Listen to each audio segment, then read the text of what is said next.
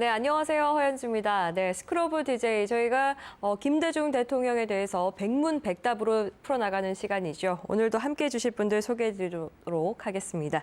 네, 정진백 김대중 추모사업회 회장님 나오셨고요. 공진선 조선대학교 정치외교학과 교수님과 함께하겠습니다. 안녕하십니까? 안녕하십니까? 네, 벌써 여름에 이제 또 다시 시작을 해봅니다. 많이 여름인데. 좀 가벼워지셨어요, 의상이요. 스튜디오가 워낙 더워서. 네, 회장님 잘 지내셨나요? 네, 잘 지내고 있습니다. 네, 인터뷰도 좀 하셨지만, 네. 그 기류의 김대중 후속편, 2편에 대한 좀 이야기가 있더라고요.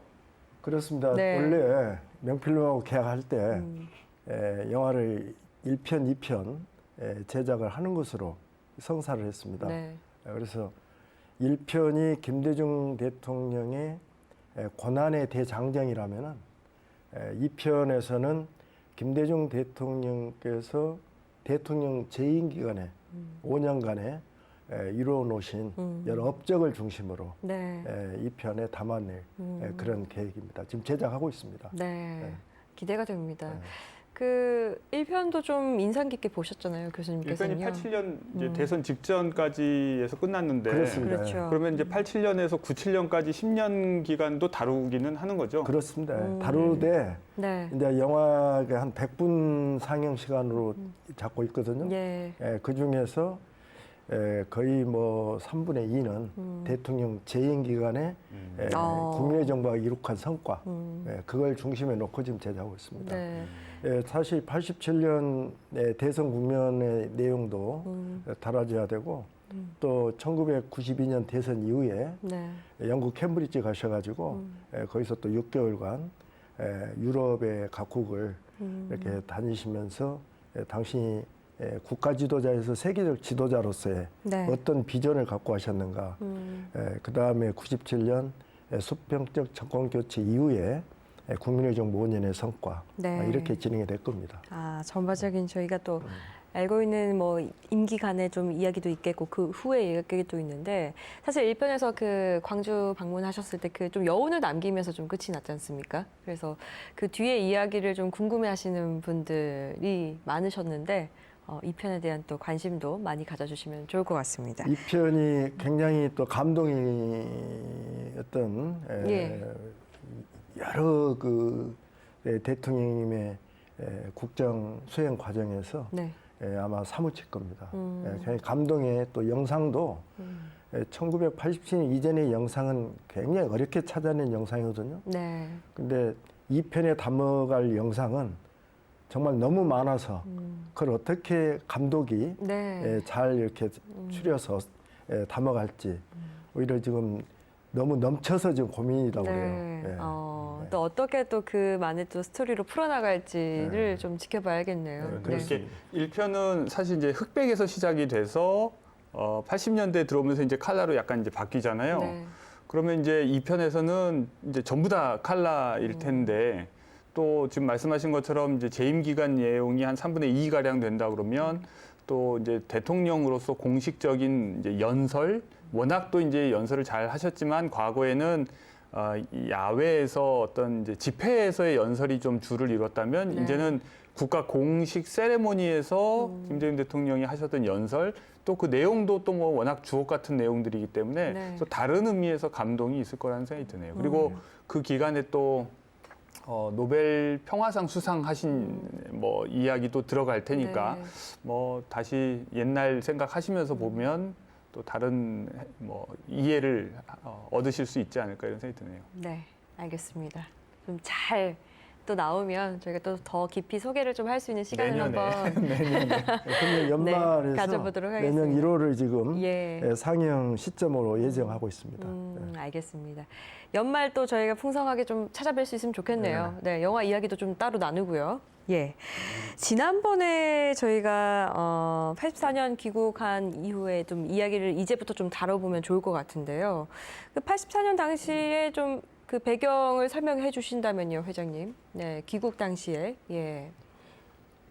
김대중 대통령께서 귀국을 결심하시게 된 가장 큰 이유는 네.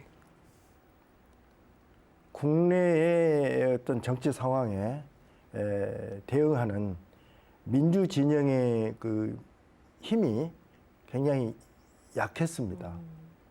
그래서 내가 미국에서 계속 있으면은 내가 우리 한국의 민주화 운동에 무슨 기여를 했겠느냐. 그런 그 결심이 우선시 됐고요. 그래서 한국의 민주화 운동을 위해서 기국의 목적을 제1위로 삼았고, 두 번째는 미국에 2년 3개월 계시면서 무려 150회가 넘는 대학 방문만 해도 한 20여 차례 되고요. 네. 미국 곳곳을 전역을 150회의 강연 연설을 통해서 미국의 여론을 환기를 시켰습니다.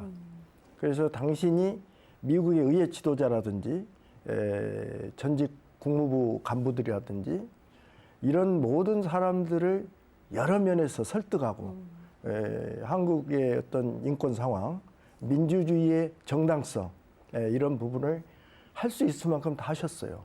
특히 언론의 많은 출연을 통해서 네. 미국 전체 국민들의 어떤 분위기도 한국 민주화에 대한 관심으로 고조를 시켜 확산을 시켰죠. 네. 그래서 이제는 미국에서 할 만큼 했다. 이제 귀국해서 한국의 엄중한 국내 상황 이 부분에서 내 할 몫을 찾아야 되겠다. 그게 귀국의 목적이었습니다. 근데 마침 1984년 사실 1월부터 귀국 계획을 세우셨거든요. 네. 주위에서 많이 만류를 하셨어요. 지금은 귀국보다는 네. 미국 내에서의 활동이 더 중요합니다. 그리고 또 얼마 후에 필리핀의 민주 지도자 아키노 선생께서 흉탄에 돌아가셨죠. 그런 그 비운의 그 서거를 보면서 주위에서 더 만류를 심하게 했습니다. 귀국하면 좀 신변에 더 위협이 있을 거라고 보셨나요? 전두환 정권에서 공개적으로 뭐 압박이라보다 협박을 했죠. 바로 수감하겠다. 네. 그대로 감옥으로 넣겠다. 그러니까 좀 알아서 해라. 미국에서 조금 더 그런데 이제 아키노 선생이 그 흉탄에 쓰러지면서 네. 미국에 있는 우리 그 교민들, 그 다음에 미국 내에 있는 또 양심적 지식인들, 언론, 기자들 이런 분들이 다 말렸죠. 귀국을 늦추는 게 좋겠다. 네. 그래서 그분들의 말씀을 또 귀담아 들으시면서 미국 내 활동을 좀 더 활발하게 하신 뒤에 1984년 11월에는 결심을 굳히십니다. 네. 근데 이제 그때는 이미 1985년 2월 12일 국회의원 선거 총선거가 예정이 돼 있었죠. 그래서 이 총선거에 맞춰서 네. 귀국을 해야 되겠다. 그래가지고 1985년 2월 6일 귀국 비행기에 대통령이 몸을 싣죠. 네. 그렇게 진행이 됐습니다. 그러니까 총선거를 앞두고 뭔가 좀 계획이 있으셨겠죠? 그럼요. 어떻습니까? 왜냐하면은 그 당시 민정당하고 네. 민한당이 있었죠. 물론 뭐 다른 소수 정당도 있었습니다만은 민정당이 압도적인 제1여당 네. 정당이었고 그다음에 민한당이 네. 민정당의 이중대라는 비아냥 소리를 들으면서 예. 겨우 존립하고 있었습니다. 그렇기 때문에 야당이 전투력이 없죠. 의정활동대로 맥이었고 네. 또 그 당시 민한당의 총재는 유치송 씨인데 네. 이미 체제 내에서 네. 굉장히 그분 또 타고난 성품도 온건하고 네. 본래 또 전투적인 어떤 야당의 지도자 면면이 좀 약한 분이고 그러다 보니까 야당 자체에 존재감이 없었어요.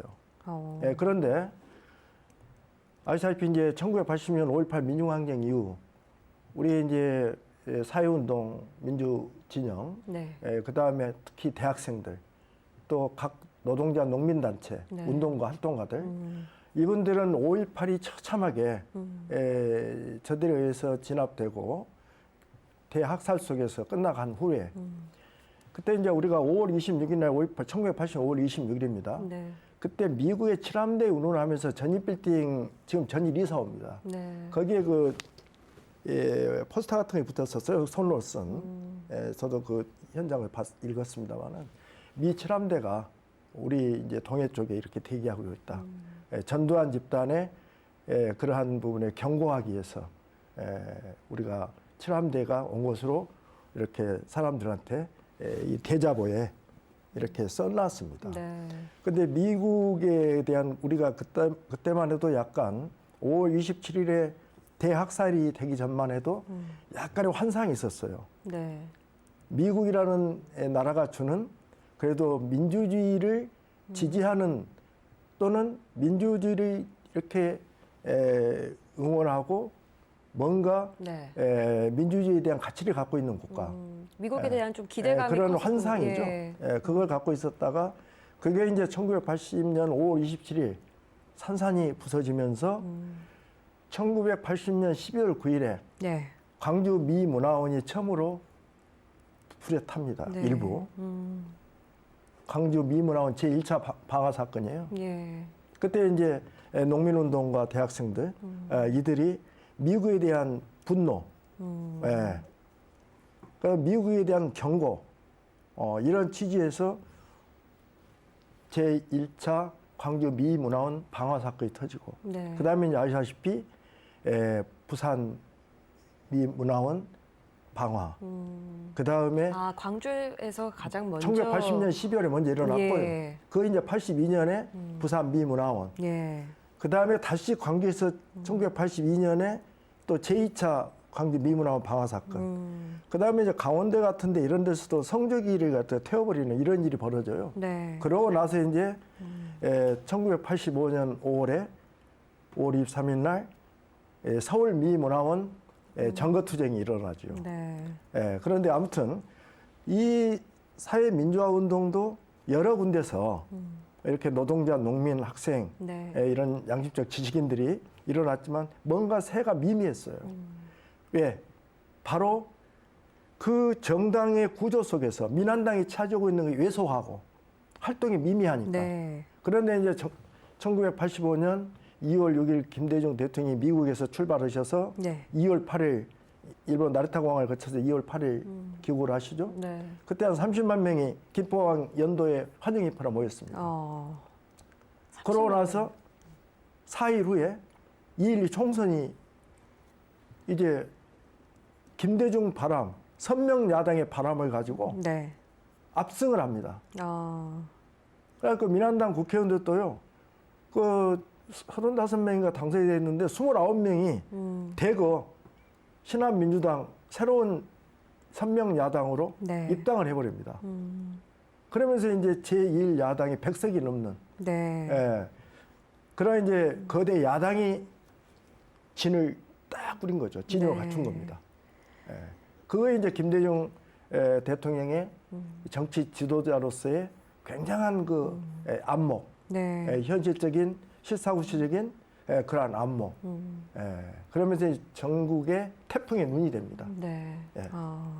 제가 지금 두 가지가 좀 궁금한데요. 그 교수님, 그러니까 존립만 겨우 하고 있는 야당, 민한당이 당시에 그러니까 어떤 입지였고 야당의 역할이 어느 정도였는지 좀 궁금한데요. 글쎄, 예. 야당이라고 하는 존재를 필요로 한다고 하는 얘기는 제가 지난번에도 한번 말씀을 드렸는데, 네. 그러니까 이 세상에 이제 모든 사람이 똑같은 사람들만 있을 수는 없기 때문에도 언제나 다른 집단은 생기죠. 근데 이제 그 다른 집단이 무엇을 요구하느냐가 이제 결국 그 핵심일 텐데, 되게 이제 지금 말하는 이제 선명 야당이라고 하는 것은 지금 현재의 헌정 체제라고 하는 것이 부당하게 수립됐고 잘못 운영되고 있고 네. 모든 것이 지금 이제 바로 잡아야 될 것이 너무 많다고 하는 이런 문제 의식을 가지고 있는 사람들은 다 지금 탄압 대상이 되고 자격 박탈되고 지금 이제 감옥 내란 음모 사건으로 엮어가지고 다 뭐 감옥 보내고 심지어 이제 김대중 선생 같은 경우는 이제 미국으로 망명을 갔을 정도니까 그러니까 이제 남아 있는 사람들은 근본적인 문제 제기를 하지 못하는 사람들인 거죠. 이제 그런 사람들이 야당 정치인이라고 했을 때 일반 대중들이 이제 여당을 찍지 못해서 찍을 수는 있지만 그 야당이 하는 일이라고 하는 게 이제 되게 제한적일 수밖에 없는 거죠. 그러니까 주어진 매우 형식적인 역할들 외에 어떤 뭐랄까 근본적인 문제 제기 또는 여당이나 뭐 당시 이제 이 지배 세력 전두환 네. 대통령에게 뭔가 근본적으로 당신에게 이제 정통성이 없다거나 이런 지적을 할 수 있는 사람들이 아니니까 네. 말하자면 이제 전투력이 떨어지는 거죠. 그래서 저는 이런 점에서 이제 대중과 지도자의 관계가 굉장히 중요하다는 생각이 들어요. 우리가 네. 이제 민주주의 얘기할 때 민주주의는 결국은 이제 민에 근거하고 민이 주인이 되는 이제 정치 제도이지만 그 민이 지도자 없이 힘을 발휘할 수 있느냐. 때로는 이제 지도자를 불신하는 경우도 있죠. 그러나 또 이제 뭐랄까 훌륭한 지도자를 만나면 대중이 가지고 있는 잠재력이나 어떤 불만도 더 잘 표출이 되기도 하고 네. 또 희망이 오히려 더 커지기도 하고 또 지도자가 없을 때는 절망감만 더 커지는 경우도 있단 말이에요. 그러니까 지금 전두환 정권에서 김대중 선생을 어떻게든 이제 그 감옥에 넣으려고 했던 이유도 예. 그리고 외국으로 차라리 망명이라도 가라라고 한 이유 그리고 못 들어오게 어떻게든 뭐 사돈을 회유해서도 못 들어오게 하고 온갖 겁박을 해서라도 안 들어오고 그냥 미국에 있었으면 하는 네. 이 이유는 대중과 지도자가 만나면 원치 않는 화학작용이 일어난다는 거예요. 그렇습니다. 말하자면 대중이 쓸데없는 희망을 가지게 되고 네. 그러면 독재자 입장에서는 희망을 가지고 있는 대중을 다스리기는 정말 힘들거든요. 그렇죠. 그러니까 왜냐하면 체제가 바뀔 거라는 희망을 가져버리면 이게 이제 통치가 곤란한 상황으로 가는 겁니다. 그러니까 이제 이 대중과 지도자를 만나지 못하게 하려는 노력을 네. 매우 집요하게 했던 것 같아요. 그런데 그 말은 뒤집어서 얘기하면 김대중 외에 다른 지도자들이 그런 식의 화학작용을 일으킬 만한 역량이나 매력이 없었던 거죠. 네. 그러니까 그나마 나은 사람이 김영삼이었기 때문에 망명 중에 이제 김대중 선생은 김영삼을 중심으로 뭉쳐라. 네. 어떻게든 이제 선명야당, 야당의 어떤 전투력 이런 것들을 좀 더 키워야 된다. 이제 그러면서 이제 그쪽을 전폭적으로 지원했었지만 네. 김영삼으로도 이제 충분하지 않았던 거예요. 그러니까 이제 물론 단식 투쟁도 하고 나름대로 노력은 많이 했지만 그 대중들의 이른바 여망을 완전히 이제 다 충분히 끌어내고 품어 안을 만한 그 자질은 아쉽게도 네. 없었거나 좀 약했던 것 같아요. 그러다 보니까 지금 이 귀국길에 어떻게든 대중과의 접촉을 막기 위한 필사의 노력이 이루어집니다. 그러니까 공항에서부터 네. 대중들 눈에 띄지 못하게. 공항에 또 30만 명이나 왔었다면서요. 그랬죠. 아니 네. 당연히 그랬는데도, 이제 지금 예. 몇 년 만에 고국당을 밟는데 네. 뭐라고 한마디라도 하고 싶을 거 아니에요. 당연하죠. 그리고 이제 예. 그 얼굴 보고 싶어서 그 많은 사람들이 막 김포공항에 운집하고 막 이러는데 그걸 못 보게 하는 거죠. 그래서 철통같이 이렇게 막 봉쇄하고 심지어 같이 비행기를 타고 미국에서 많은 사람들이 함께 들어오잖아요. 근데 그 사람들하고도 이제 다 떼서 못 만나게 하고 이제 정말 비밀 작전 하듯이 버스에 태워가지고 집 안에다 딱 집어넣어 버리고 네. 나오지 마. 어. 그리고 집도 바깥에서 접근 못하게 이제 철통같이 이제 방어하고. 네. 전 요 장면을 이제 글로 읽으면서 뭐가 생각나냐면 코로나 시기가 떠올라요. 네. 코로나 시대 때 격리하듯이, 예. 우리가 락다운, 이른바 네. 봉쇄를 한단 말이에요. 정말 우리 영화 같은 데 보면 무슨 뭐 어떤 위험한 병균을 가지고 있을지 모르는 네. 외계인이 뭐 불시착해서 지구에 떨어졌다. 그러면 이제 막 철통같이 이렇게 막잖아요. 무슨 방사능 오염물질이라도 네. 새어 나올까봐 자기들 다 방호복 입고 여러 가지 이제 몇 겹으로 이제 안전한 방 안에다 이제 넣어놓고 뭐 이러는 것처럼 네. 그 정도로 이제 의학적 용어를 빌리면 예. 감염성이 큰 인물이었다. 그러니까 감염성이 낮았다면, 네. 즉 위험하지 않았다면 네. 이렇게까지 호들갑 떨지 않았겠죠.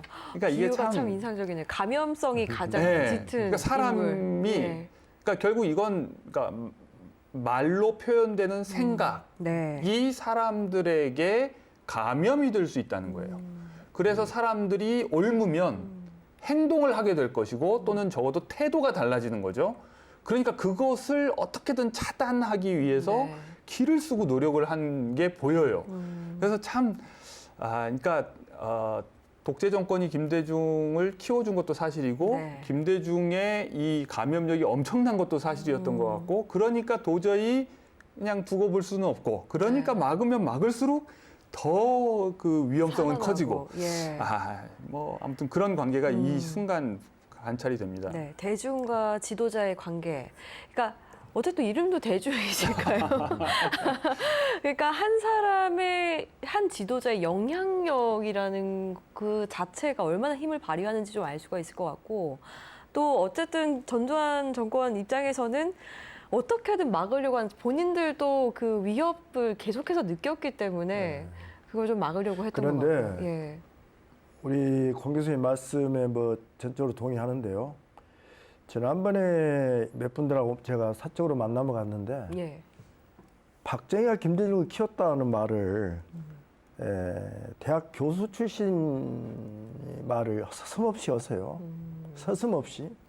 박정희가 김대중을 키운 건 전혀 없습니다. 저는 전혀라는 표현을 씁니다. 네. 왜?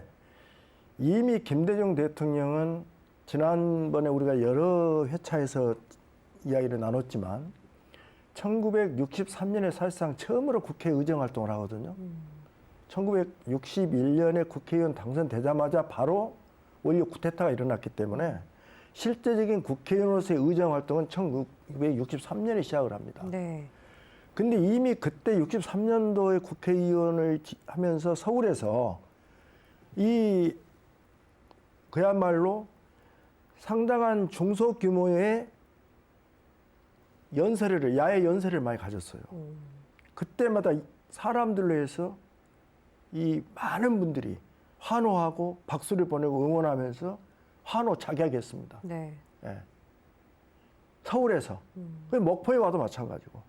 김대중이 가는 곳에서는 그냥 사람들이 같이 하나가 돼요. 연설을 재밌게 하시고 또 그렇죠. 내용의 핵심이 중요하고 그것에 가장 큰 김대중의 모습을 보여준 것이 1969년 삼성개헌 반대 효창공원 연설입니다. 네. 네. 그동안 뭐 저희가 김대중 대통령의 활약을 얘기했고 그 독재 여건이 더 이렇게 키웠다는 말이라기보다는 좀 더 드라마틱하게 그걸 대중들에게 좀 인식시킬 수 있는 계기는 됐다고 저 천만에. 보는데요. 예. 김대중 대통령을 박정희 정권에서 그냥 놔뒀다면요. 예. 김대중 대통령은 아마 더 어마어마한 그분의 갖고 계신 역량이 극대화됐을 겁니다. 그대로서도 그런 극대화시킬 그것은 수 있는 충분한 인물이었다. 1970년 9월 29일 날 신민당 7대 대통령 후보로 지명 당선이 되셔가지고 예. 10월 달부터 전국 순회 연설을 다니시거든요. 인파가 운집을 해요. 수십만 인파들이. 네. 전국 각 대도시에서. 이제 이런 긴 이야기를 할 필요 없는데 네, 어찌됐든 김대중 대통령은 공 교수님이 말씀하신 지도자와 대중의 분리 작업을 네. 철저히 한 거죠. 예, 전두환 군부 집단에서는 그럴 수밖에 없는 것이 정권의 바로 위기, 네. 존립에 대한 위기가 오는 거죠. 그만큼 위협적인 인물이었던 거죠. 예, 그래서 그건 사실적으로 확인이 됩니다. 네. 어떻게 되냐면은 김대중을 1985년 2월 8일부터 1987년 6월 25일 날 가택연금이 해제가 되거든요. 1980년 6월 25일 날. 네. 그런데 그 기간 동안에 55차례의 연금, 78일이라는 연금이 집행이 됩니다. 네. 그러니까 주요 행사, 정치인들과의 만남, 그건 소모임이 됐든 약간의 그 대규모의 모임이 됐든 아예 그걸 차단을 시킵니다. 공 교수님 말씀하신 지도자 대중의 화학작용을 원천 봉쇄하려고 했던 우려하고 거죠. 감당한 거죠. 여기서 김대중 공포가 생긴 거죠. 만약 김대중 대통령이 그런 연금 그 85년 2월 8일 귀국 이후 연금 상태에 처하지 않았다면은 1986년에 대통령 중심제 직선제 개헌 청원 1000만 서명운동이 일어나거든요. 네. 그때 아마 6월 항쟁이 1980년 6월 항쟁이 아니라 1년이 더 당겨져 가지고 1986년 6월 항쟁이 됐을 겁니다. 네. 예. 김대중을 연금했음에도 불구하고 강제로 출입을 통제했음에도 불구하고 네. 심지어 전기까지 끊었잖아요. 1980년 3월 30일 날 네. 광주 IMC에서 이제 광주 330 개헌 광주 추진 현판식을 해요. 86년 3월 30일입니다. 네. 제가 바로 그 YMCA 건너편 전일 이사업 빌딩 앞에 있었는데요. 아, 계셨습니까? 그럼요. 예. 그런데 인파가 헤아릴 수 없습니다. 근데 그때 추정 인파를 10만이라고 했거든요. 네. 10만이 훨씬 더 돼요. 어. 왜? 그때 이미 광주 인구도 꽤 많은 100만 인구가 다 됐죠. 네. 그래서 1986년 12월에 광주가 직할시로 되잖아요. 그 많은 인파가 금남로 일대, 옛날 전남도청, 지금 5.18 민주광장, 네. 거기서부터 금남로 일대까지 인파가 꽉 찼습니다. 근데 김대중 육성 테이프 들어온 거예요. 현판식을 보러 온 게 아니라 네. 그 YMC에서 아주 고성능 스피커로 김대중 말하자면은 녹음 테이프로 개헌 추진의 정당성을 네. 그 명연설로 꼭 이 목소리를 수십만 들으려고. 대중 앞에서 연설하시지 네. 녹음을 하신 거예요. 네. 그래서 녹음 테이프를 보내가지고 우리가 그걸 들어간 거예요. 예. 아니 그 개헌 현판식 하나 보러 가겠습니까? 그리고 그 전에 미국에 계실 때도 김대중 대통령 미국에서 강연하신 육성 녹음 테이프를 이불 속에서 녹음기로 재생 돌려가지고 녹음해가지고 그걸 나눠서 듣고 네. 그런 역사의 경험을 갖고 있는 우리 세대입니다. 저는. 예. 그랬더니 김대중 육성 하나를 듣기 위해서 10만, 20만이 모인다 할 때 만약 그분이 직접 개헌 추진 현판식에 참석하신다면은 우리가 기례 김대중 영상에서 보시다시피 예. 1987년 9월 8일 날 광주 방문 때 100만 인파가 모였잖아요. 네. 그것이 한번 상상을 해보세요. 예, 전라북도에서, 서울에서, 부산에서, 경상북도에서, 강원도에서, 충청도에서. 그러면 6월 항쟁의 인파가 제일 많이 모였을 때 150만이었거든요, 전국적으로. 네. 1980년 6월 달에. 체류탄 추방한 날. 네. 그 인파를 한 군데서 모아버릴 수 있는 파괴력을 가진 지도자죠. 서울에서 말하자면 김대중이 참석하는 개헌현판식을 했을 때 100만만 모이겠습니까? 그러한 것을 우리 공진성 교수께서 정확히 지적을 하신 거예요. 네. 지도자와 대중의 그 놀라운 화학장을 갖고 있는 사람이 김대중. 그 다음에 이제 김영삼 총재도 훌륭하시지만 예. 거기에서는 미치지는 못하셨죠. 그래서 그걸 또 김대중 대통령이 간파하셔가지고 1986년 7월 10일에 네. 그 당시 이제 신한민주당의 총재는 이민우 의원이었어요. 예. 하나의 이제 CEO고 이제 김대중, 김영삼 오너격이죠. 그래가지고 이민우, 김영삼, 김대중 3자 회동에서 예. 김대중 대통령이 과감히 제안을 합니다. 미안하지만 이민우 총재는 여기까지 하시고 우리 김영삼 동지가 신한민주당의 총재로 네. 8월 전당대회에서 추대되는 것이 좋겠다. 그것은 바로 당신은 형 집행정지자로 감옥에서 나와 있고 예. 사면복권이 안 됐기 때문에 정당법 42조에서 모든 정치활동을 할 수 없어요.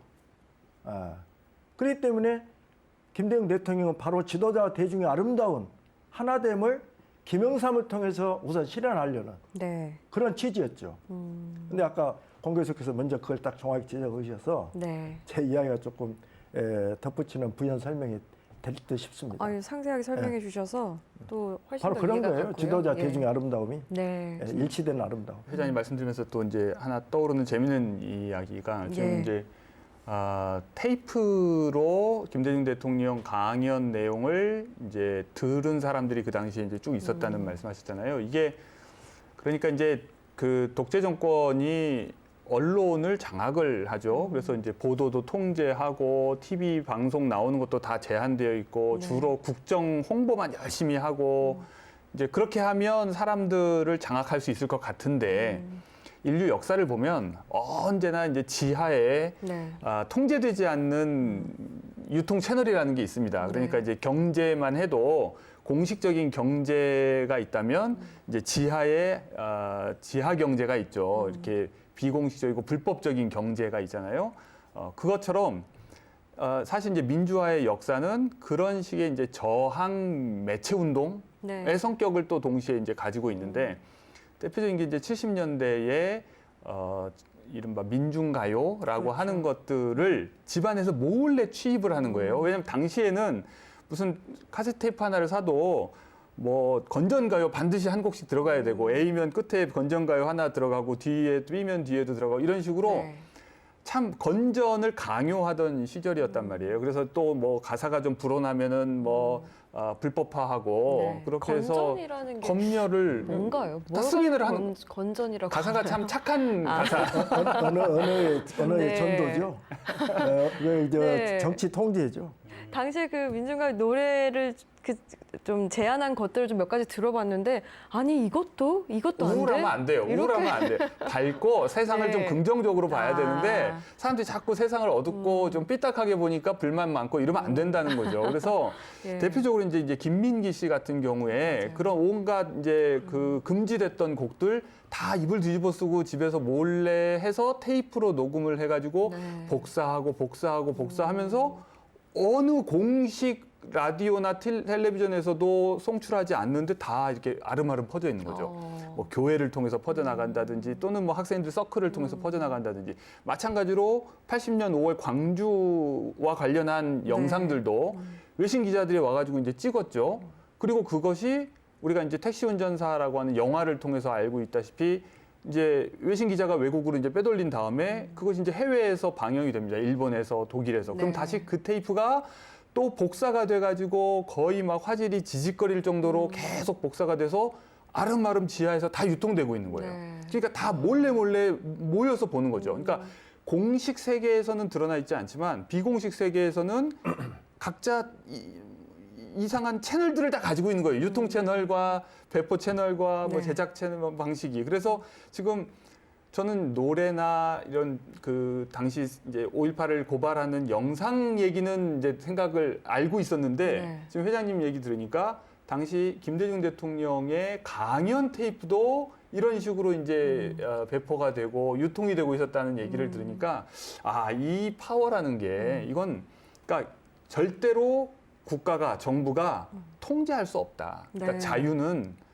사람들은 듣고 싶은 것을 그러니까 그런 거 있잖아요. 북한에서 한국 그 드라마 보면 잡혀서 이제 처벌받는다고 네. 심지어 뭐 사형당한다 뭐 이런 얘기까지 있는데 그런데도 본다는 거 아니에요. 그러니까 사람들은 처벌이 아무리 무서워도 하고 싶은 것을 하는 것 같아요. 네. 어떻게든. 이게 재밌는 이야기인 것 같습니다.